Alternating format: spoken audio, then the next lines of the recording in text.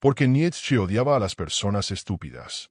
Detrás del odio de Nietzsche, la estupidez como riesgo existencial. Hay gente que vive como si estuviera de paso. Va de un lugar a otro, hace lo que se espera, cumple con lo que se le exige, y aún así, siente que falta algo. Ya has visto esa mirada, vacía, pero disfrazada. Como quien finge no sentir nada para no tener que explicar demasiado. Es como esa imagen clásica de alguien mirando por la ventana de un tren. Todo alrededor se mueve, pero por dentro todo está congelado. Y, en el fondo, no es que la persona no sepa lo que quiere. Es que aprendió que sentir demasiado era peligroso. Desear demasiado, entonces, una amenaza. La verdad es que hay mucha gente que se volvió experta en esconder su propio deseo. No porque haya dejado de sentir, sino porque descubrió que es más fácil ser aceptado cuando uno se hace pasar por neutral. El problema es que, con el tiempo, ese personaje se convierte en prisión. Y el deseo, que debería ser brújula, se convierte en culpa. La filosofía nos ayuda a ver eso con claridad. Cuando pasas la vida adaptando tus sueños para encajar en el molde de otros, una parte de ti va muriendo en silencio. Y nadie lo nota, ni siquiera tú, hasta que un día despiertas y te das cuenta de que estás viviendo a medias. A veces, el deseo no desaparece. Se esconde. Se convierte en voluntad disfrazada, frustración contenida, rabia acumulada. La persona empieza a evitar todo lo que pueda ponerla cara a cara con aquello que realmente quiere. Porque saber lo que uno quiere da miedo, sobre todo cuando ya te has convencido de que no puedes tenerlo. Y ahí entra la vergüenza.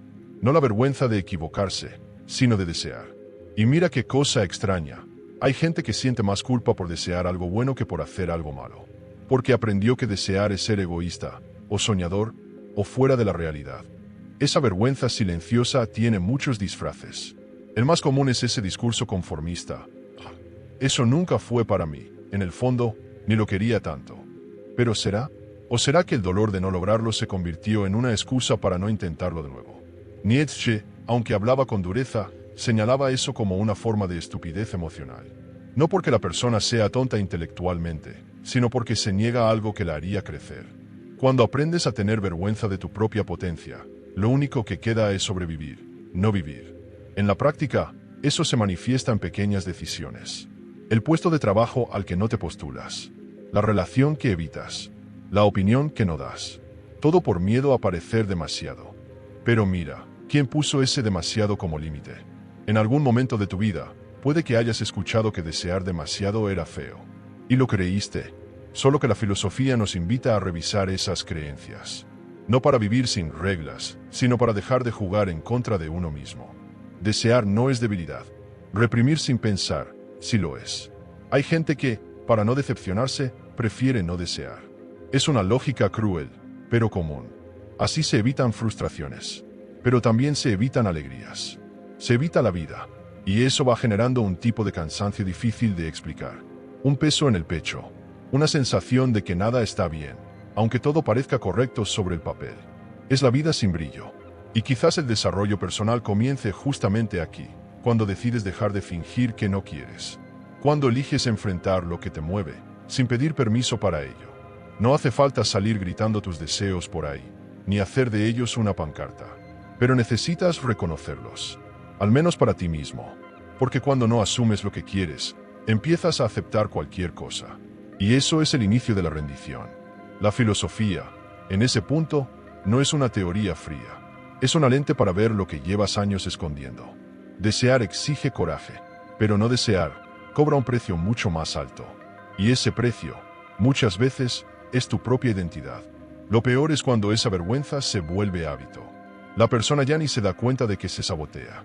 Va viviendo en piloto automático, diciendo todo está bien, cuando en realidad se siente como un tren que nunca llega a destino. Y ahí, entre una distracción y otra, surge una pregunta que intenta callar, pero que insiste en aparecer. ¿No será que el verdadero problema no es el deseo en sí, sino el miedo a comprometerse con él? La estupidez como traición interior. El ser humano tiene una habilidad impresionante, inventar excusas con apariencia de sabiduría.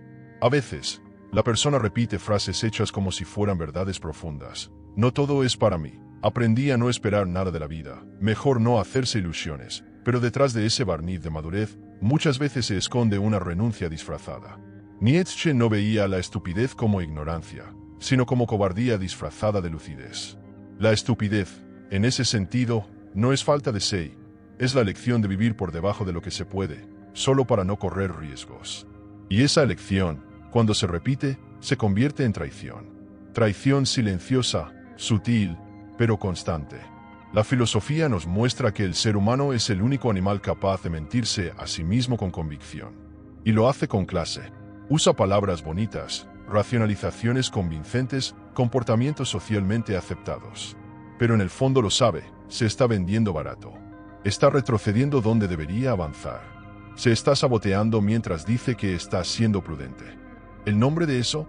Autoengaño crónico. Y aquí nace la estupidez más peligrosa, la que parece inteligente.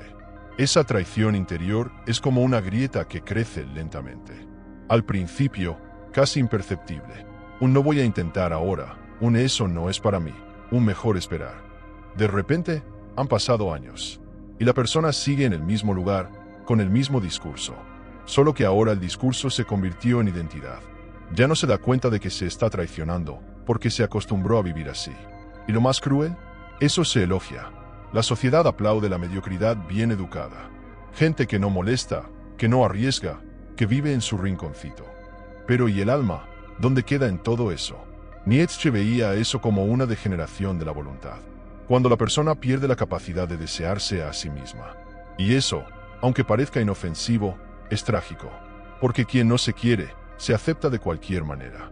La filosofía muestra que la base del desarrollo personal es saber lo que uno quiere y sostenerlo. Pero si la persona pasa la vida traicionándose, ya no sabe lo que es desear de verdad. Se acostumbra a desear a medias. Y, en ese estado, cualquier decisión se vuelve un sacrificio. Cada paso exige una fuerza que ya no tiene. Vamos a ser prácticos, piensa en alguien que odia el trabajo que tiene, pero dice hay gente peor que yo. O alguien que quiere mudarse de ciudad, pero se convence de que eso es cosa de quien no valora sus raíces. Son frases comunes, pero que esconden pactos internos de negación. Pactos que van debilitando la potencia de la persona poco a poco. La filosofía sirve también para eso, para desarmar esas trampas del lenguaje. Porque una vida llena de pero, y sí, quién sabe, acaba siendo solo una sombra de lo que podría haber sido. Y aquí va una advertencia. La verdadera estupidez no grita, susurra. Dice, ¿para qué incomodarse? ¿Para qué soñar en grande? ¿Para qué exponerse?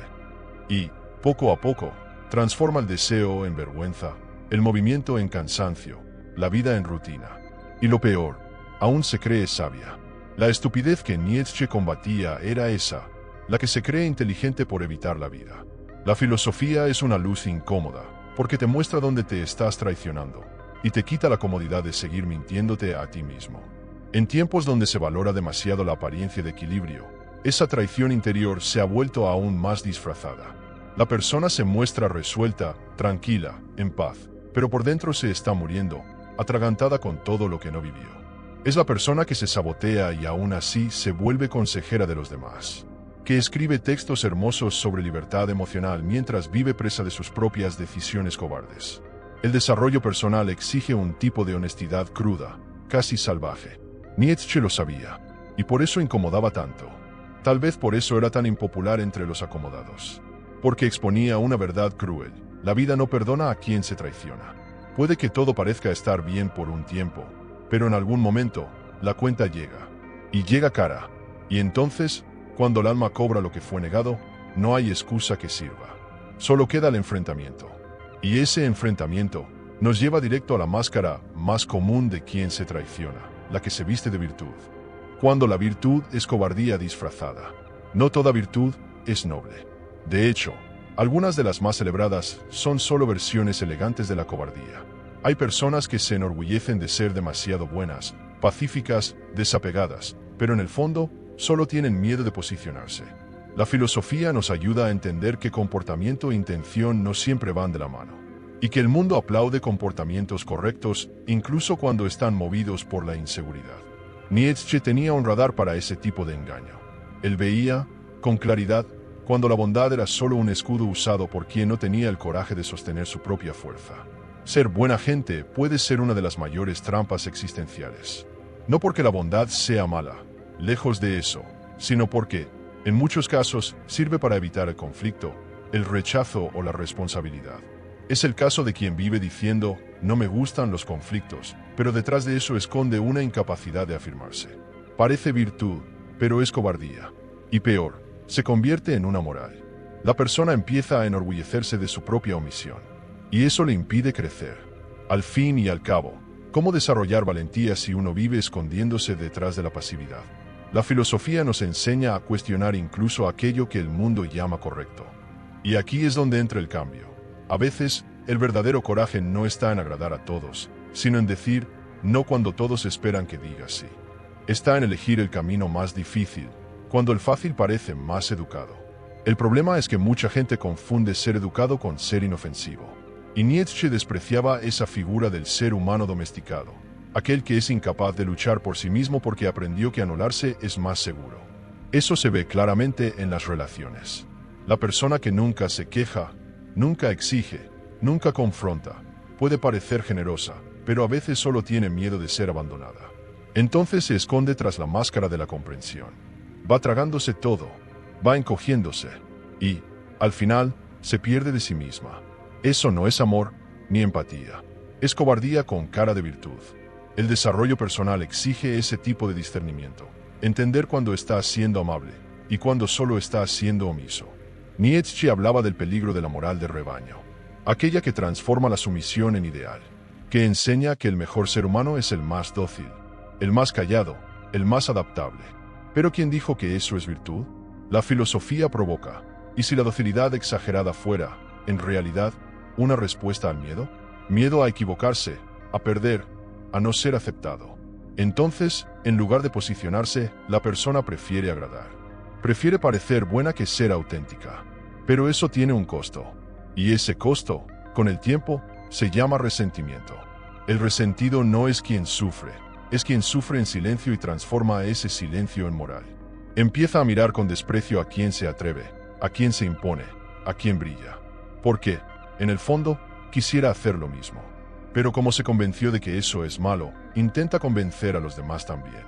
La virtud se transforma en veneno. Y la filosofía es el antídoto, llama a ese proceso por su nombre. No para humillar, sino para liberar. Porque mientras sigas creyendo que ser pasivo es sinónimo de ser bueno, vas a vivir atrapado en una ética que te debilita. Vamos con un ejemplo. Esa persona que, por ser comprensiva, acepta todo en el trabajo, plazos abusivos, falta de reconocimiento, sobrecarga. Todos dicen que es dedicada, discreta, madura. Pero, en realidad, solo tiene miedo de confrontar, de exigir respeto, y va usando el título de empleado ejemplar como escudo para no enfrentar su propia inseguridad. Eso es común. Y, peor, está valorado. Pero la filosofía muestra que el verdadero crecimiento viene cuando reconoces tus miedos y actúas a pesar de ellos. La gran pregunta, entonces, es, ¿tu bondad te está fortaleciendo o te está limitando? Porque la virtud que no te empodera puede estar debilitándote.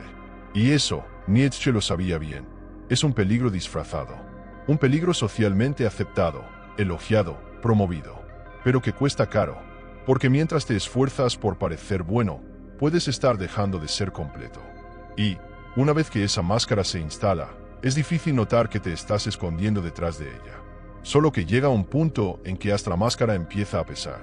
Y ahí, llega la necesidad de enfrentar el dolor de haberte engañado. ¿Cómo nos engañamos para soportar el dolor? Hay un momento en que la mente empieza a mentir, para proteger al corazón. Es cuando el dolor es demasiado grande, y la persona, en lugar de enfrentarlo, crea una narrativa que lo haga parecer más soportable. Lo vemos todo el tiempo. Aquel que fue rechazado y dice, ni me gustaba tanto. El otro que perdió una oportunidad y jura que no era para mí. O quien vive en soledad y repite que prefiere estar así.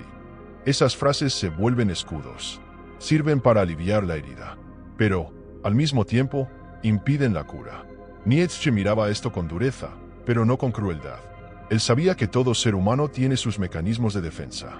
La filosofía, como herramienta de desarrollo personal, nos enseña a mirar esos mecanismos de frente, no para condenar, sino para comprender. El problema no es intentar soportar el dolor. El problema es transformar la huida en estilo de vida. Cuando el autoengaño se repite por demasiado tiempo, se convierte en identidad. Y entonces, la persona ya no sabe si lo que cree es verdad o solo una protección mal disfrazada. Es como si la mente dijera, si no lo puedo tener, entonces diré que nunca lo quise. Este tipo de pensamiento es común, pero peligroso, porque transforma el fracaso en virtud, y lo que debía ser superado pasa a ser defendido. El dolor no se convierte en aprendizaje, se convierte en excusa. Y lo peor, la persona empieza a rodearse de otros que hacen lo mismo. Crean una red de realistas con los pies en la tierra, que en realidad solo son soñadores frustrados intentando justificar su propia parálisis. La filosofía, en ese punto, es un espejo incómodo, porque no acepta mentiras, ni siquiera las bien intencionadas. Vamos con un ejemplo simple. Alguien que siempre quiso emprender, pero fracasó en el primer intento. En lugar de intentarlo de nuevo, dice que ese mundo no es para él, o que no nació para eso. Parece humildad, pero, en la práctica, es miedo. Y el miedo disfrazado de sabiduría es un veneno suave. Se va esparciendo poco a poco, corroyendo las ganas de intentarlo. Nietzsche llamaba a esto resentimiento disfrazado de moral. La persona se consuela en la renuncia y pasa a valorar la pasividad como si fuera virtud. La cuestión central aquí es, ¿cuánto de ti todavía es verdad? ¿Y cuánto es solo un mecanismo de protección? Hay gente que pasa toda la vida defendiendo ideas que surgieron en un momento de dolor, y nunca más las revisó. Es como si el trauma hubiera congelado esa parte del alma, y la persona, en lugar de sanar, construyó su casa encima de la herida. Vive allí, entre escombros. La filosofía invita a hacer limpieza, a remover, poco a poco, las capas de mentira que fueron creadas no para engañar al mundo, sino para sobrevivir en él. Esto no es un juicio, es un llamado, porque el dolor es parte de la vida, negarlo sería ingenuo. Pero usar el dolor como justificación para disminuirse es un desvío trágico y común. ¿Cuántas decisiones importantes has pospuesto porque aún estabas atrapado en una herida antigua? ¿Cuántos no le diste al mundo por culpa de un no que escuchaste en el pasado? Estas preguntas duelen, pero liberan. Y el desarrollo personal comienza cuando decides que ya no vas a vivir basado en versiones antiguas de ti mismo. Hay quienes viven diciendo que ya no sienten nada, que ya superaron todo, pero basta un pequeño disparador para ver que el dolor aún está allí, solo disfrazado. Y la peor parte es que ese disfraz roba energía. Es como andar con una mochila invisible en la espalda. Nadie la ve, pero pesa. Y eso mina relaciones, bloquea proyectos, debilita la mirada. La filosofía te invita a abrir esa mochila, mirar dentro de ella, sacar lo que ya no sirve. Solo que, para eso, hay que dejar de mentir. Hay que dejar de protegerse de la vida como si fuera una enemiga. Y quizás ese sea el punto más difícil, reconocer que el autoengaño nos da consuelo. Da una cierta paz, pero es una paz parecida a la anestesia. No duele, pero tampoco cura. Y, poco a poco, el alma se va entumeciendo. Nietzsche no quería personas anestesiadas. Quería gente viva, incluso si eso significaba lidiar con dolores profundos. Porque es mejor un dolor enfrentado que una vida entera vivida en mentira. Y la mentira más difícil de abandonar es aquella que nos contamos a nosotros mismos, creyendo que nos estábamos protegiendo. La estupidez emocional, no saber lo que se quiere. Existe una confusión bastante común. Pensar que no saber lo que se quiere es algo neutro, inofensivo. Pero no lo es. Vivir sin claridad es como subirse a un barco y dejar que el viento decida a dónde vas, y luego aún quejarte del destino.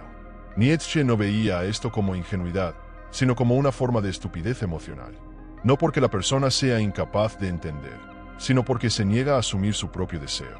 Es más fácil decir, no sé, que arriesgarse a elegir y fallar.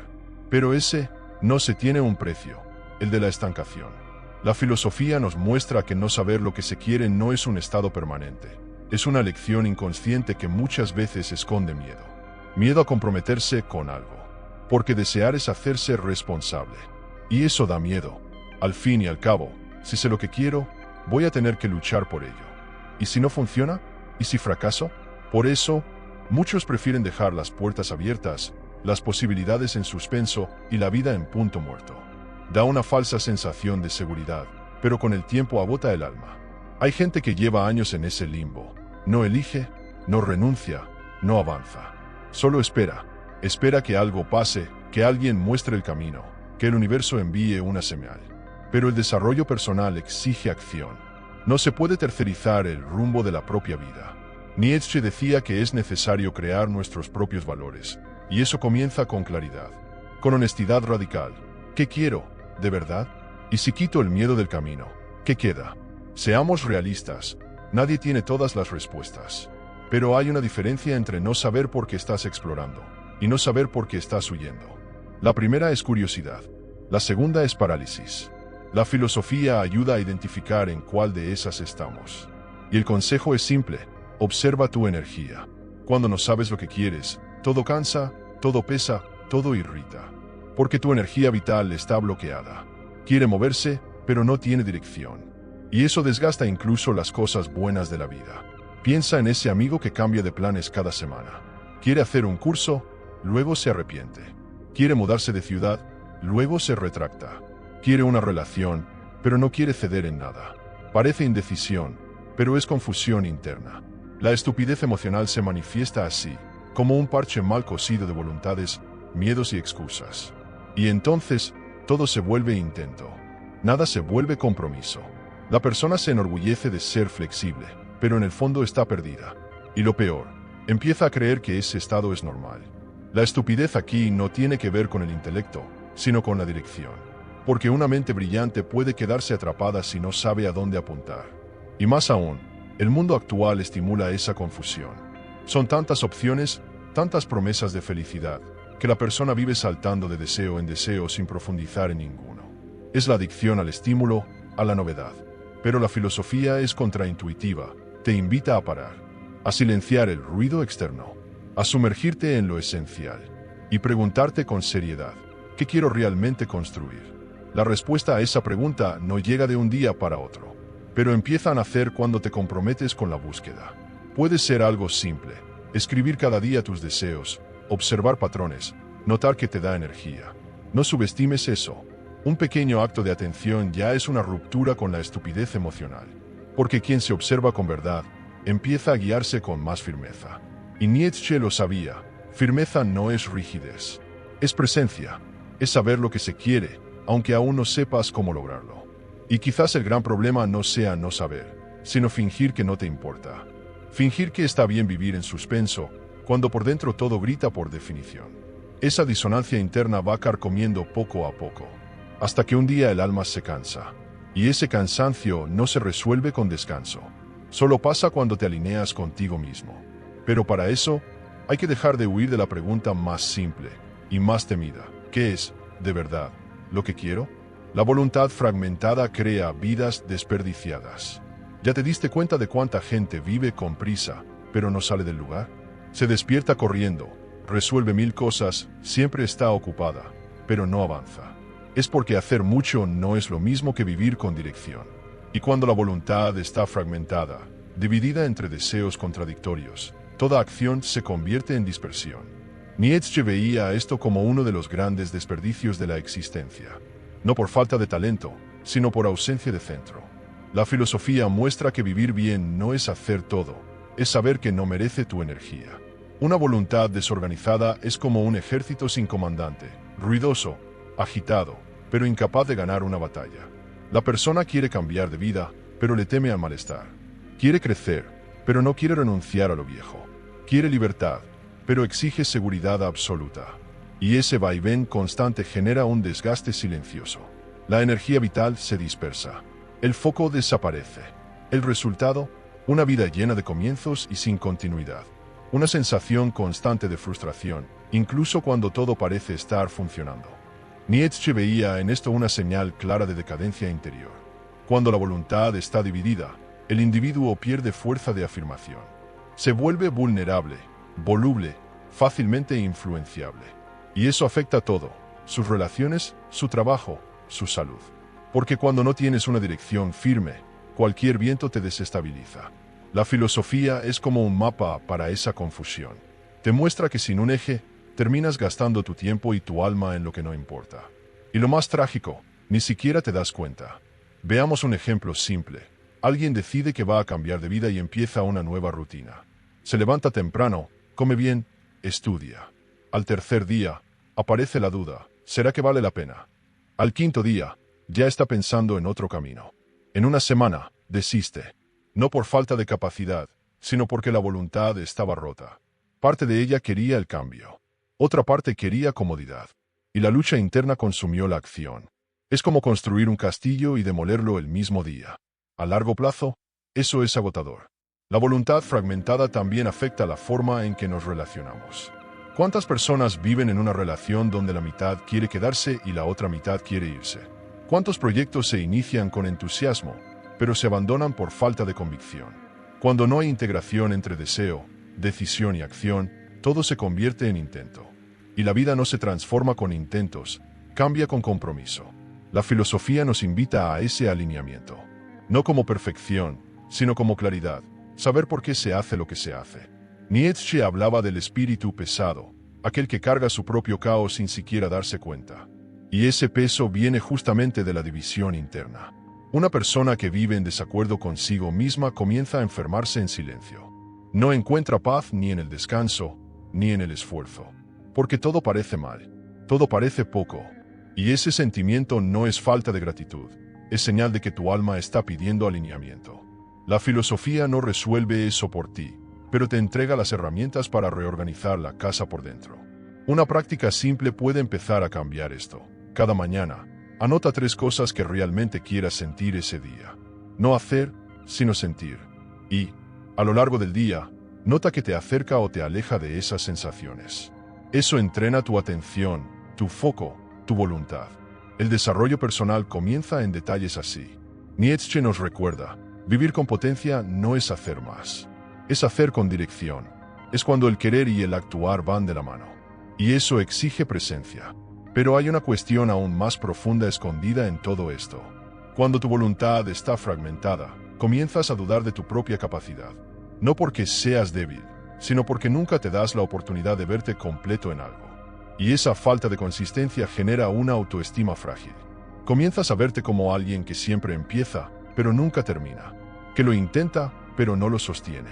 Y entonces, cuando surge una nueva idea, una nueva oportunidad, dudas. Porque ya no crees en tu propia fuerza. Y en ese punto, el caos de la voluntad se convierte en silencio del alma. Percibir la visión de Nietzsche sobre la estupidez nos ayuda a entender mejor lo que él veía como una amenaza al pensamiento profundo, a la libertad y a la evolución personal. Pero hay algo aún más perturbador en este camino de autoconocimiento. ¿Alguna vez te has preguntado cómo alguien que era visto como una buena persona puede transformarse en algo sombrío? Esto no es solo filosofía, es vida real. Y entenderlo puede ayudarte a reconocer sombras dentro de ti y en los demás.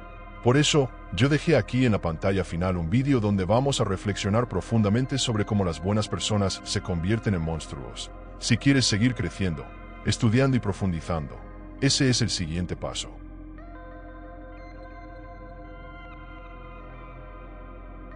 Quédate cerca. Hay mucho más esperándote aquí. Suscríbete al canal y conviértete en un pensador más.